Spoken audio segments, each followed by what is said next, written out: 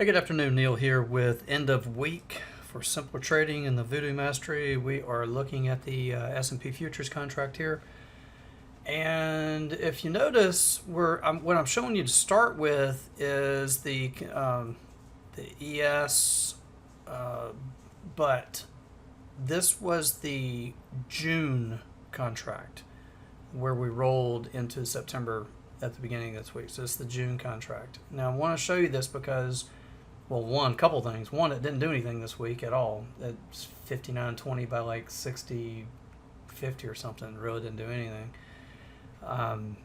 But the other thing is, notice the 6009 price that you see. That was the last price this morning when it settled out and went off the board. So I imagine the CME settlement posting over the weekend on the site will be somewhere close to that. Might be 6007 or 9 or so, something like that. But anyway, so that contract is now history. And we're going into the new contract, September contract. All right, so now I'm on the continuous ticker for the new contract. And notice where it's trading right now, although it's 2 o'clock in the afternoon, almost 20 or something in the afternoon. Look, it's trading right about where the other contract went out this morning. I just showed you the last price on it this morning. 8:30 was 6009. In the period of time that I was discussing that, this one was trading 09 and now 12. It's pretty interesting, especially when I tell you that the rollover gap was like 53 points wide. So, and another interesting thing about that, by the way, if you learn to identify where the rollover gap is, that's a target. We used that as a target this week. The answer for that was 6015. And that you want to trade the new contract to that price. So we discussed that in the trade room. I can show you how to come up with those numbers and all that kind of stuff. But that's a big trade because, see, the new contract's got a 50-plus point, spread. So you're talking about something that's up at like 60.80 and 60.90, and knowing that you want to try to target down, target that rollover gap all the way down at 60.15. So pretty good stuff, I think. Anyway, now this taking what we're looking at right now and looking forward into next week. This does not finish well today. Could be the news kind of cycle. Could be, that, well, it was, traded up and then comes and, goes into the pinning kind of exercise associated with Opex, and that has it kind of sit down a bit. Either way, it doesn't finish very well. And, frankly, it looks like it, it's kind of maybe bound to come in a little bit next week. That's what it looks like. But I'm not all crazy wound up about worrying about it coming off a lot. Even if it does, I gave you the target last week. A bearish target would be like 58.70 here on this voodoo tree line. Here's the thing I've been telling you for weeks and weeks now. As we get into the actual quarterly, not the Opex where we are right now. I know it's a June options expiration, which you say, well, that's the end of a quarter.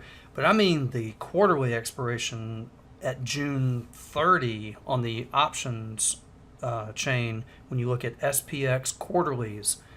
Now, the target for that has been, and I guess still is, I don't know why I don't want to abandon my plan now. I've had this plan for a while, is 5905. And if you pull up an options chain for SPX and you look at those June quarterlies, then go to the open interest and look, and you'll see why. And so, but anyway, we got to look at the calendar next week. It goes 23 by like 28, right? I don't know if it comes in next week or if it's first thing Monday morning on the 30th. But for the June 30 quarterly SPX expirations, I want you to know where that open interest is. And I I don't know. I don't have a lot more really to add. I can tell you that, if you pull, I'll show it. I'll do it for you. If you pull fibs on this, you can see that this thing's all the way back to this 887 recovery up here of the break. That's a big deal. What'll be a bigger deal is start getting, you can see there's wicks on it, but no closes. Give me some closes up there at, above the 60, 50 kind of 5 area. And what that will mean and what that says, what that's telling you is it's going for new highs. Okay.